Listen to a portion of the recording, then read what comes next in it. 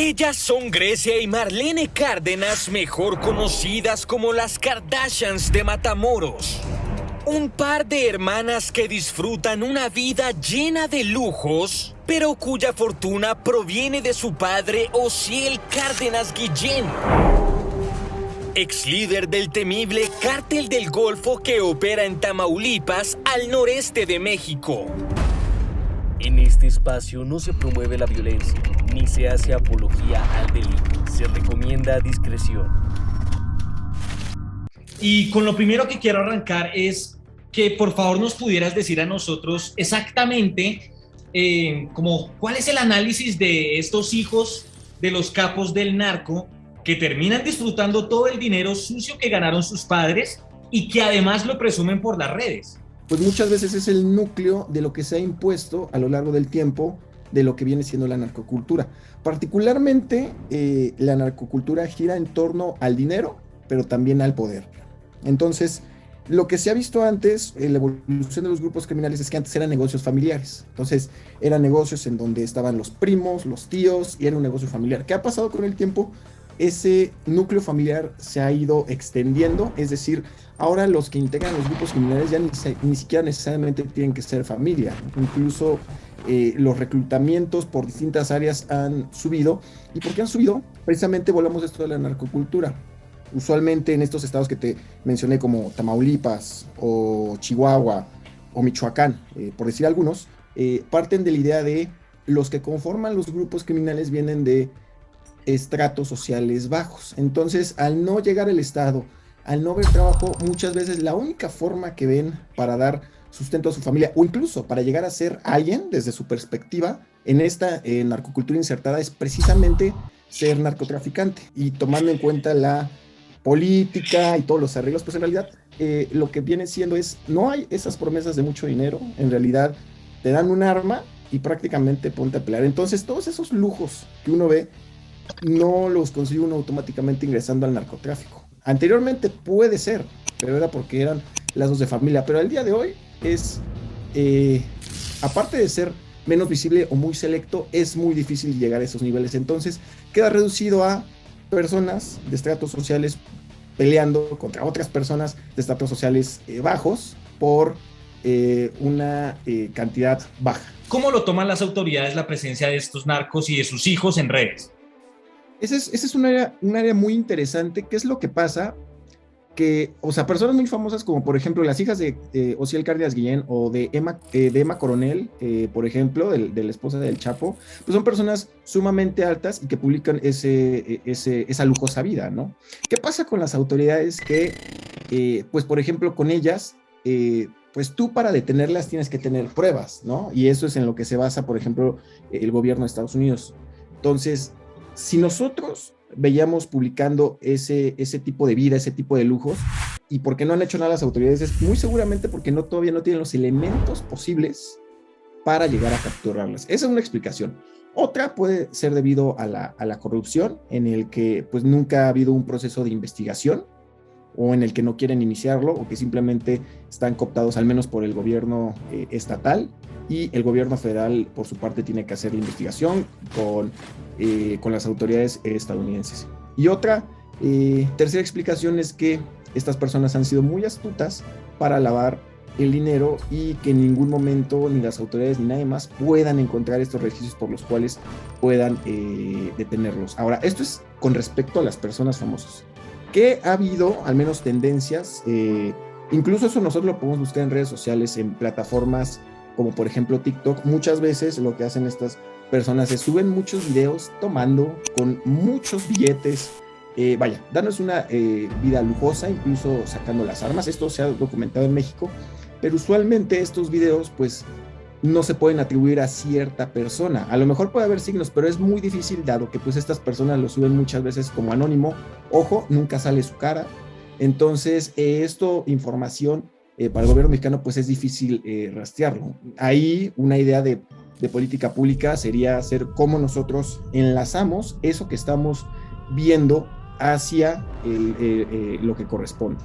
Las hijas de Osiel Cárdenas, digamos que la información que se ha hablado es que incluso alguna de ellas, Marlene en específico, tiene una relación con un personaje que se hace llamar alias el Cuate. Así que en esa serie de ideas, el Cuate también tiene sus propias conexiones políticas. ¿Cuál es tu análisis de estas relaciones entre criminales y agentes del Estado? Es una de las cosas por las cuales es difícil combatir al crimen organizado en México, porque a lo largo de los años ha habido una socialización entre grupos criminales y gobierno, que sin esta unión sería muy difícil para los grupos criminales transportar droga, por ejemplo. ¿No? Entonces, también es complejo porque asumamos que el gobierno entrante estatal no quiere tener nexos.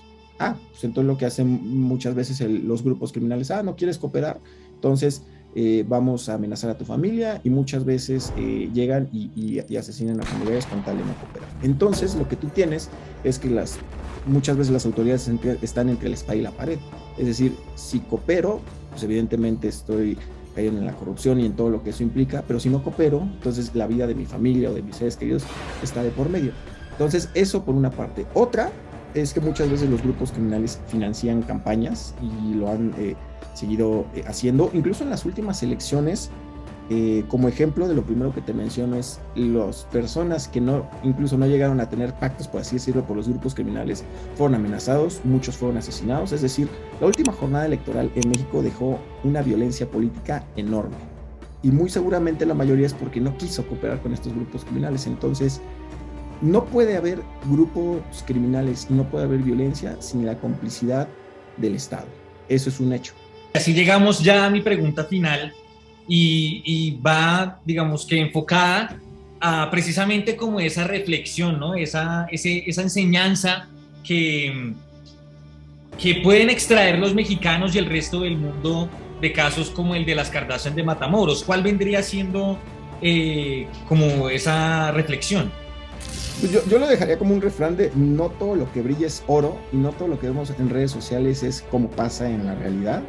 Es decir, es desolador en realidad que pues las personas que llegan y tienen o que aspiran a una mejor vida y que piensan que van a tener estos mismos lujos que las Kardashians de Matamoros o estas otras personas, no lo van a lograr simplemente por la estructura, desgraciadamente. Muchas veces el ingresar a los grupos criminales, pues tienes una esperanza de vida pues muy corta, ya sea porque o te agarran las autoridades, te detienen las autoridades, o te secuestran o te asesinan los grupos contrarios. No todo es como lo pintan, más ahora, a diferencia de antes, más ahora que todo en realidad es una ilusión. Y muy difícilmente una persona que empiece desde abajo va a llegar a tener esos lujos. Lo que es seguro que va a tener es estarse escondiendo de las autoridades, o en el peor de los casos terminar entambado o terminar desgraciadamente muerto. No sé si de pronto hay algo que no hayamos hablado de la información de pronto que ha llegado a tus manos, o de pronto algún tipo de análisis que hayas hecho frente a las Kardashians de Matamoros que debamos mencionar en este momento. Estas escenas las vamos a seguir viendo, desgraciadamente. Entonces el reto está en precisamente ver cómo llegar a esas personas, independientemente que no tengan nada que ver con los negocios de su familia, ¿no? Entonces, también a mí me gustaría poner énfasis en el fenómeno de las redes sociales, que hace que se establezca todavía más esta narcocultura. De políticas de narcocultura no hay evidencia de que funcionen. Es decir, políticas contra la narcocultura es quitar música, quitar imágenes, todo lo que haga apología al delito. Si bien en algunos estados se ha puesto en pie con la cancelación de presentaciones de estos artistas que componen corridos, no es suficiente. No es suficiente porque tenemos todas las series de televisión.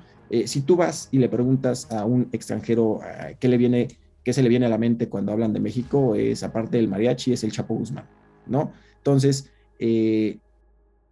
hay como esta parte negativa de México que se debe erradicar, y eso también pasa con Colombia y con Pablo Escobar, que las series, al menos que se han producido hasta el día de hoy, han reforzado ese estereotipo, y ese estereotipo lo tenemos que compartir a través de la sociedad, y eso es pues evitando consumir todo este contenido, ¿no? pero eso ya está de entrada cada quien. O si lo consumes, saber que pues esto está basado en sí, ciertas partes reales, otras partes que son ficción, porque al final su fin es hacer drama.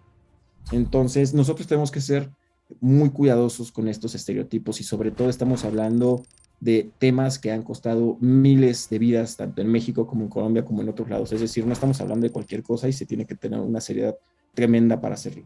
Entonces, ese sería también como la otra reflexión, la narcocultura en general y nosotros cómo podemos combatirla. Y si no podemos evitar consumirla, pues simplemente no lo reproduzcamos entre nosotros. Entonces, también sería la otra cuestión, ¿no? Buscar formas de evitar esta propagación de la narcocultura en México y en otros países.